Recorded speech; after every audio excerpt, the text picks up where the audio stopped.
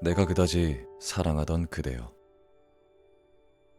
내 한평생에 차마 그대를 잊을 수는 없소이다.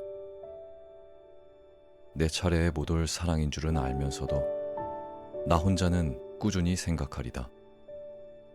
자, 그러면 내내 어여쁘소서.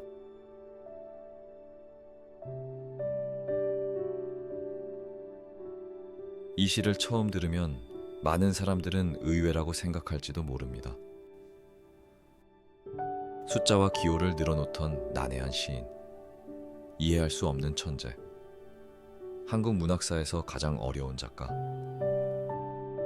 우리가 기억하는 이상의 모습은 대개 그렇기 때문입니다.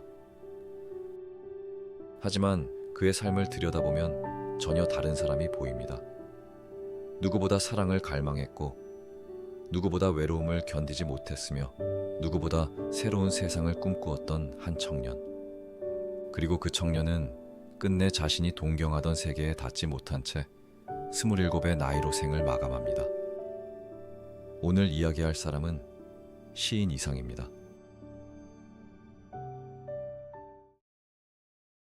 이상은 1910년 대한제국이 무너지고 일제의 지배가 시작되던 해 서울 사직동 근처의 가난한 집에서 태어났습니다.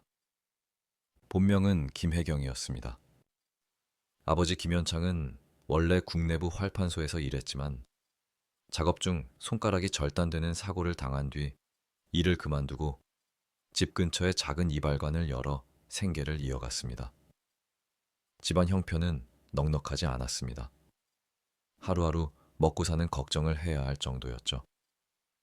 이상은 그런 집안의 장남으로 태어났고 밑으로는 누이 동생과 남동생이 있었습니다. 그런데 이상이 3살이 되던 해 그의 인생을 크게 바꿔놓는 일이 벌어집니다. 아들이 없던 백부 김연필이 조카였던 이상을 데려가 키우기로 한 것입니다. 당시에는 집안의 대를 잇기 위해 아이를 양자로 보내는 일이 드문 일은 아니었습니다. 하지만 어린 이상에게는 너무 갑작스럽고 잔인한 일이었죠. 훗날 이상이 평생 불안과 고독을 이야기했던 것도 어쩌면 이때의 경험과 무관하지 않았을지 모릅니다. 백부 김연필은 처음에는 이상을 친아들처럼 아꼈습니다. 공부도 적극적으로 시켰고 영특한 머리를 가진 아이에게 큰 기대를 걸었습니다. 하지만 그런 평온한 시간은 오래가지 못했습니다. 백부가 새 여자를 집으로 데려오면서 분위기가 달라졌기 때문입니다. 새엄마에게는 이전 남편과의 사이에서 낳은 아들 문경이 있었는데 그녀는 이상을 문경과 차별하며 홀대하기 시작합니다. 그렇게 이상은 집 안에서도 늘 눈치를 보며 자라게 되죠. 훗날 이상의 시 거울에는 거울 속에 나와 거울 밖에 내가 서로 닿지 못하는 장면이 나옵니다. 거울 속에는 소리가 없소.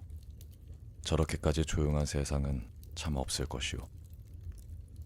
거울 속에는 내게 귀가 있어. 내 말을 못 알아듣는 딱한 귀가 2개나 있어. 거울 속에 나는 왼손잡이요. 내 악수를 받을 줄 모르는, 악수를 모르는 왼손잡이요. 같은 얼굴을 하고 있지만 결코 하나가 될 수 없는 두 사람. 어쩌면 이상은 아주 어린 시절부터 그런 감각을 알고 있었는지도 모릅니다. 가족 안에 있으면서도 완전히 가족일 수 없고 자기 이름으로 살면서도 온전히 자기 자신일 수 없었던 아이. 그 불안한 분열감은 훗날 그의 문학 전체를 관통하는 감각이 되었죠. 그 무렵 이상이 유일하게 숨을 쉴 수 있었던 것은 무엇이었을까요? 바로 그림이었습니다. 학교를 다니면서도 틈만 나면 무언가를 그렸고 그의 재능은 금세 눈에 띄었습니다. 미술대회에서 상을 받았고 학교 안에서도 그림 잘 그리는 학생으로 유명했습니다. 1917년 8살에 신명학교에 입학한 뒤에는 훗날 자신의 초상화를 그려주게 되는 친구 구본웅을 만나게 됩니다. 신명학교를 졸업한 뒤 동광학교를 거쳐 보성고보로 편입한 이상은 공부도 뛰어나게 잘했습니다. 성적은 늘 상위권이었고 미술에도 여전히 재능을 보였죠. 1925년에는 교내 미술전람회에 유화작품 풍경을 출품해 입선하기도 했습니다. 하지만 백부는 이상이 화가가 되는 것을 원하지 않았습니다. 식민지 조선에서 가난한 집안의 청년이 살아남으려면 예술보다는 기술을 배워야 한다고 생각했던 것입니다. 결국 이상은 재능 있던 미술을 그만두고 그 대신 자와 컴퍼스를 손에 쥐게 됩니다. 1926년 그는 경성고등공업학교 건축과에 입학합니다. 경성고등공업학교는 지금의 서울대학교 공과대학의 전신으로 당시에도 최고 수준의 엘리트 학교였죠. 이상은 그곳에서도 놀라운 재능을 보였습니다. 설계도면을 그리는 실력은 물론이고 수학과 계산 능력도 뛰어났습니다. 일본인 학생들 사이에서도 성적이 가장 좋았고 그렇게 그는 건축과를 수석으로 졸업합니다. 그런데 그렇게 큰 성취를 이뤘던 졸업식 날에도 그는 친부모에게 인사조차 하지 않았다고 전해집니다. 사람들은 어린 시절 자신을 떠나보냈던 친부모에 대한 서운함이 마음속 깊이 남아 있었던 것이라고 추측하죠. 본명인 김혜경이라는 이름 대신 이상이라는 이름을 쓴 것도 그 무렵입니다. 이 이름이 어디서 왔는지는 정확히 알려져 있지 않지만 친구 구본웅이 준 화구 상자에서 이름을 따왔다는 설이 가장 유력하죠. 어쩌면 그는 김혜경이라는 이름에 남아있던 어린 시절의 상처와 결핍까지 함께 버리고 싶었던 것인지도 모릅니다. 그렇게 그는 조금씩 김혜경이 아니라 이상으로 살아가기 시작합니다. 당시 조선에서 가장 좋은 직장은 어디였을까요? 교사? 의사? 또는 은행원? 물론 그 직업들도 충분히 좋은 자리였습니다. 하지만 이상의 첫 직장은 그보다도 훨씬 큰 월급을 주는 곳이었습니다. 그가 수석으로 졸업한 뒤 들어간 곳, 바로 조선 총독부였습니다. 당시 하급 공무원의 월급이 20원 남짓, 교사나 은행원도 40에서 50원 정도였던 반면 총독부 건축기수의 월급은 100원에 달했습니다. 하지만 이상은 일본인들과 같은 대우를 받지 못했습니다. 조선인이라는 이유로 월급도 더 적었고 승진에서도 한계가 있었던 것이죠. 차별은 돈에서만 끝나지 않았습니다. 일본인 상사들은 일을 제대로 설명하지도 않은 채 떠넘겼고 이상은 누구보다 많은 실무를 해내면서도 정작 인정은 받지 못했습니다.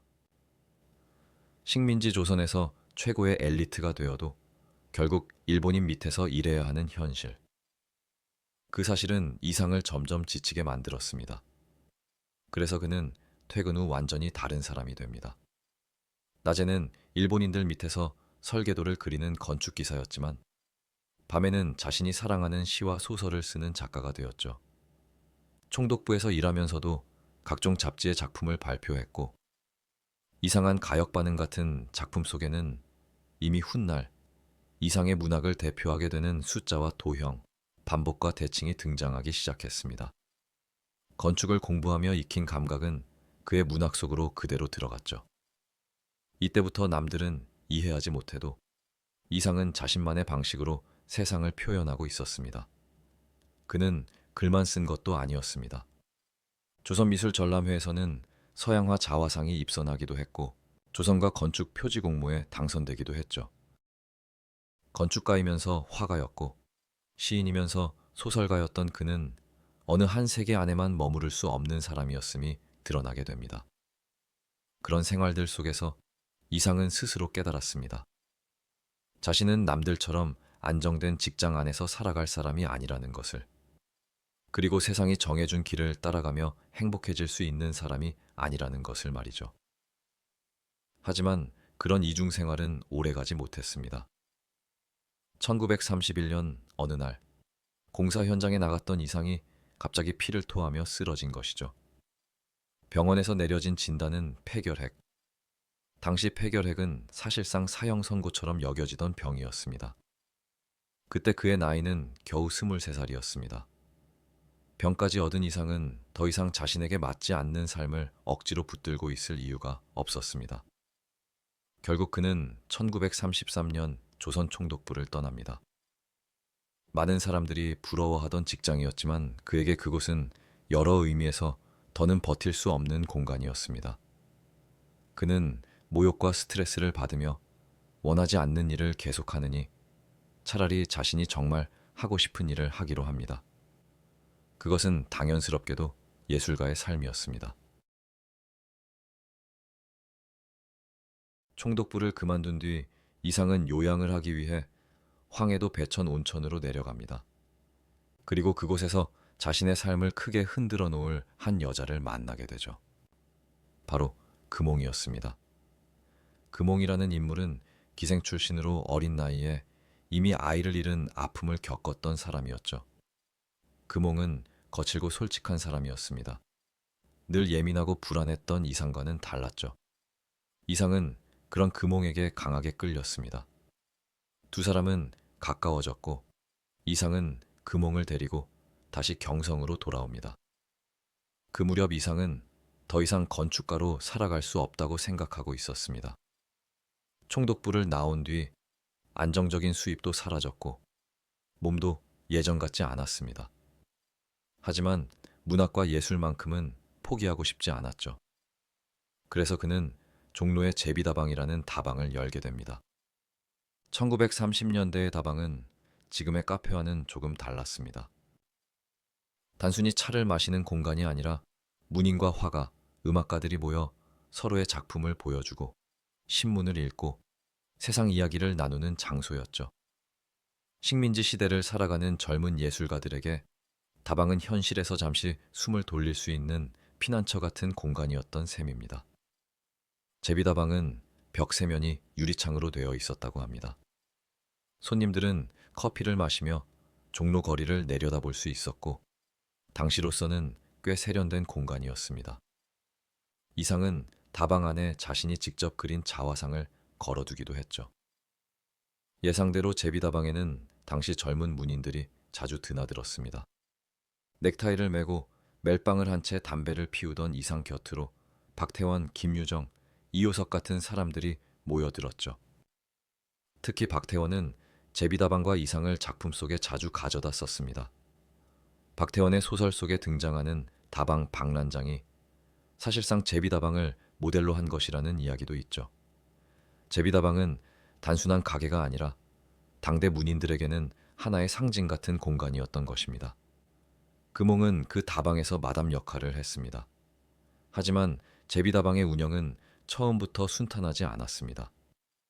제비다방의 문을 열고 들어오는 이들은 하나같이 당대 이름을 날리던 천재 문인들이었지만 사장인 이상의 입장에서 보면 이들은 그저 수입에 전혀 도움 안 되는 손님들이었습니다. 게다가 이상은 카운터를 지키며 수입을 관리하기보다 다방 구석방에 박혀 글을 쓰거나 아예 밖으로 나돌기 일쑤였습니다. 시를 쓸 때는 시대를 앞서간 천재였을지 몰라도 현실의 숫자를 맞추는 사장으로서는 그야말로 빵점이었던 것입니다. 이상의 그런 모습에 금홍은 점점 불만이 쌓이기 시작했죠. 결국 두 사람 사이에 다툼이 늘어나게 됩니다. 금홍은 이상에게 자주 거친 말을 쏟아냈고 때로는 손찌검까지 했다고 하죠. 이러한 사실은 소설 날개 속에서도 확인할 수 있습니다. 소설 속의 아내는 흔히 금홍을 모델로 한 인물로 여겨지죠. 작품 속에서 화자는 방 안에 틀어박혀 있고 아내는 바깥 남자들을 맞으며 돈을 벌어옵니다. 화자는 그 사실을 알면서도 적극적으로 막지 못하고 무기력하게 지켜보기만 합니다. 실제로 이상과 금홍의 관계에서도 금홍이 다른 남자들을 만났고 술집에 나가거나 외박을 자주 했다는 증언들이 남아 있습니다. 심지어 어떤 기록에는 이상은 금홍이 매춘하는 모습을 알고도 지켜봤다는 이야기까지 나오죠. 결국 경제적인 부분에서도 나아지지 않으면서 그렇게 제비다방은 2년도 버티지 못하고 문을 닫습니다.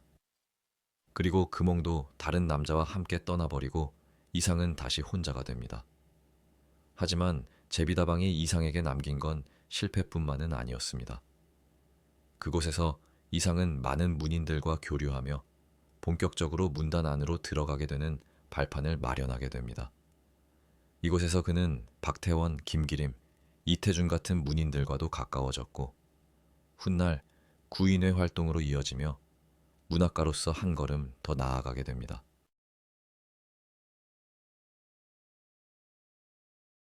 이상이 제비다방을 운영하던 시기에 조선중앙일보 학예부에 있던 이태주는 이상의 재능을 눈여겨보다가 그에게 작품을 신문에 연재해보자고 제안합니다. 그리고 그 제안은 사장 여운형의 승인까지 받게 되죠. 그렇게 1934년 7월 24일 조선중앙일보에 이상의 오감도가 실립니다. 제1의 아해부터 제13의 아해까지 시 속의 아이들은 누가 뒤에서 쫓아오는 것도 아닌데 서로가 서로를 무서워하며 목적지도 없이 끝없는 패닉에 빠져 달리고 또 달립니다. 이는 타인과 단절된 채 스스로를 파괴해가는 현대인의 근원적인 고독과 자아 분열을 예리하게 포착한 장면으로 흔히 해석되죠. 하지만 독자들의 반응은 부정적이었습니다. 당시 사람들에게 시는 아름답고 서정적인 것이어야 했습니다. 그러나 오감도는 그런 기대를 완전히 깨버렸습니다. 의미를 따라가기 어려운 문장들, 반복되는 불안. 독자들에게 이 시는 작품이 아니라 마치 해독해야 할 암호문처럼 느껴졌죠. 신문사에는 투서와 전화가 빗발쳤습니다. 연재가 계속될수록 반응은 가라앉지 않고 오히려 더 거세졌습니다. 결국 30회까지 예정되어 있던 연재는 절반인 15회에서 중단되고 맙니다. 오감도의 실패는 단순히 한 편의 연재가 중단된 사건으로 끝나지 않았습니다. 그 이후 이상은 더 깊은 고립 속으로 밀려납니다. 신문 연재는 끊겼고 제비다방도 끝내 버티지 못했죠. 생계는 더 어려워졌고 폐결핵은 악화됐습니다. 사회적 인정도, 사랑도, 생활도 한꺼번에 무너졌습니다. 그러나 절망 속에서도 이상은 자신의 삶을 이어가려 했습니다. 이후 이상에게 두 명의 여성이 차례로 등장하게 됩니다. 그 첫 번째는 바로 권순옥이었습니다. 이상이 권순옥을 처음 만났던 것은 제비다방의 문을 닫고 인사동의 쓰루라는 다방을 개업했을 때였습니다. 이상은 금홍을 대신해 다방을 운영해줄 직원이 필요했습니다. 그래서 당시 엔젤이라는 다방에서 자신과 말이 잘 통해 눈여겨봤던 여성을 데리고 왔는데 그녀가 바로 권순옥이었습니다.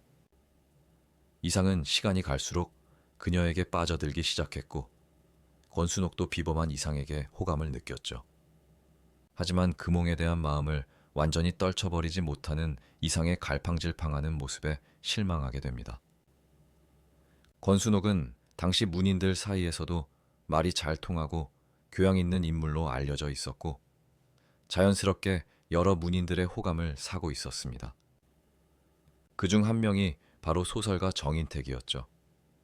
이상은 그런 정인택을 막을 수는 없었습니다. 그러던 어느 날 정인택이 극단적인 선택을 시도하는 사건이 벌어집니다. 권순옥을 사랑하는 마음에 대한 괴로움 때문이었습니다. 목숨이 위태로운 상황에서 이상이 그를 발견해 병원으로 옮기면서 가까스로 살아나게 됩니다. 이를 계기로 순옥은 정인택에게 마음이 기울게 됩니다. 금홍의 치마폭에서 벗어나지 못하는 이상보다 자신을 위해 목숨까지 건 사내를 선택한 것이죠.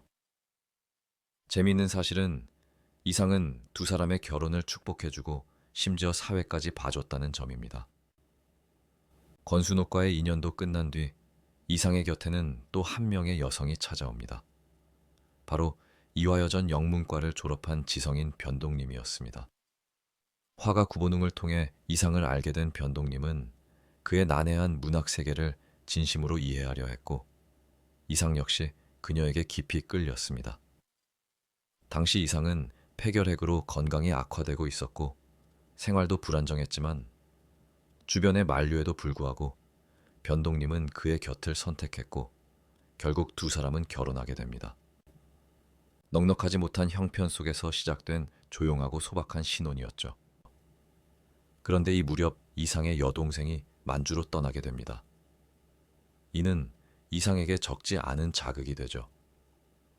주변 사람들은 하나둘 새로운 길을 향해 나아가고 있었지만 자신만 여전히 경성에 머물러 있다는 생각이 점점 짙어졌죠.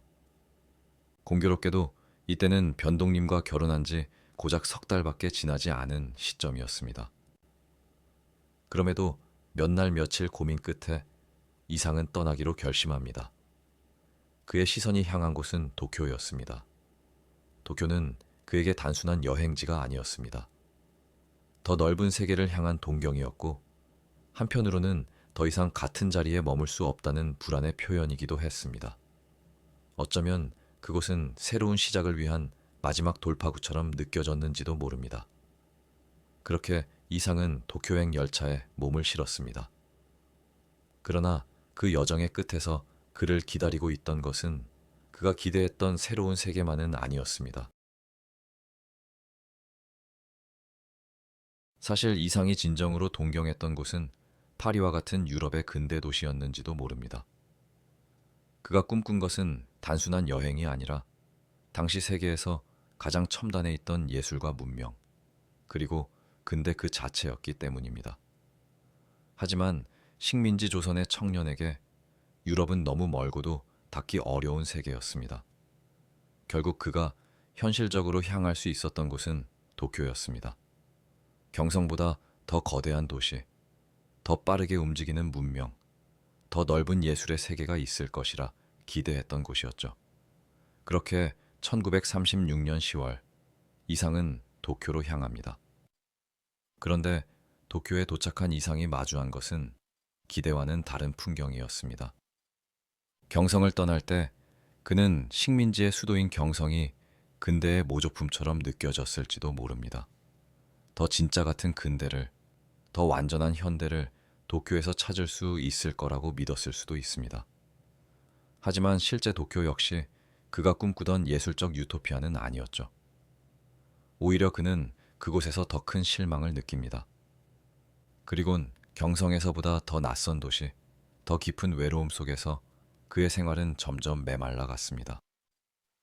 생활고는 여전했고 건강은 더 나빠졌습니다. 하숙집 방 안에 누워 지내는 시간이 길어졌고 몸은 점점 더 쇠약해졌습니다. 이미 폐결핵은 오래전부터 그를 갉아먹고 있었는데 낯선 도시에서 제대로 돌봐줄 사람도 없이 병을 견뎌야 했습니다. 그러던 중 하숙집을 나와 거리를 걷던 이상은 일본 경찰의 불심 검문에 걸립니다. 그리고 그 자리에서 불령선인이라는 낙인이 찍힙니다. 직역하면 불운한 조선인 정도의 뜻입니다.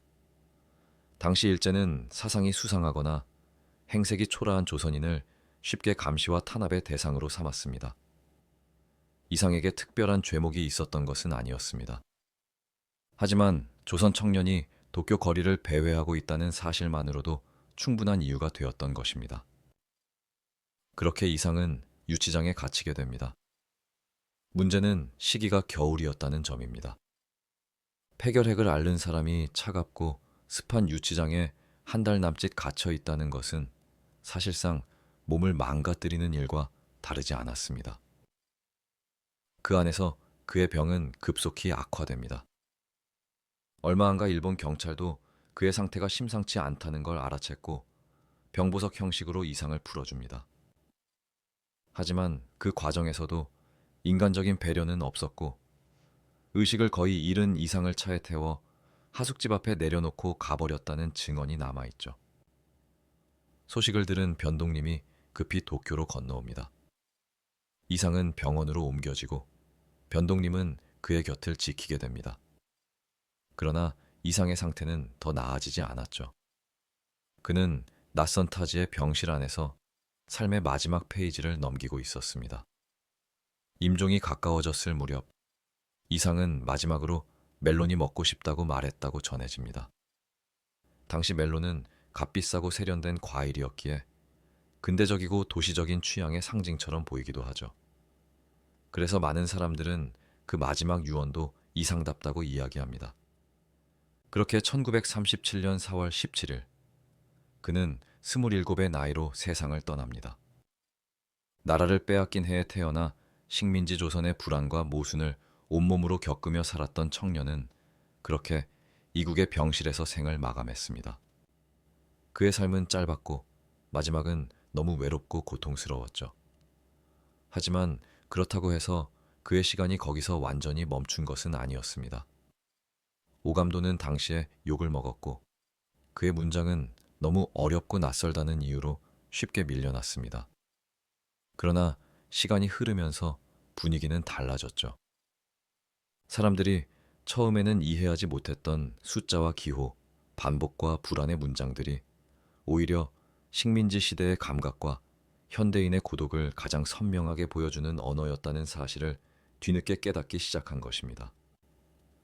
결국 이상은 죽은 뒤에 더 오래 살아남은 작가가 됩니다. 그의 이름을 딴 이상 문학상이 생겼고 그의 작품은 한국 현대 문학을 이야기할 때 빼놓을 수 없는 자리가 되었죠. 여전히 어렵고 여전히 낯설지만 바로 그렇기 때문에 계속 다시 읽히는 작가가 된 것입니다. 박제가 되어버린 천재를 아시오. 이상은 그렇게 물었지만 정작 박제된 것은 그의 이름이 아니라 그를 이해하지 못했던 그 시대였습니다.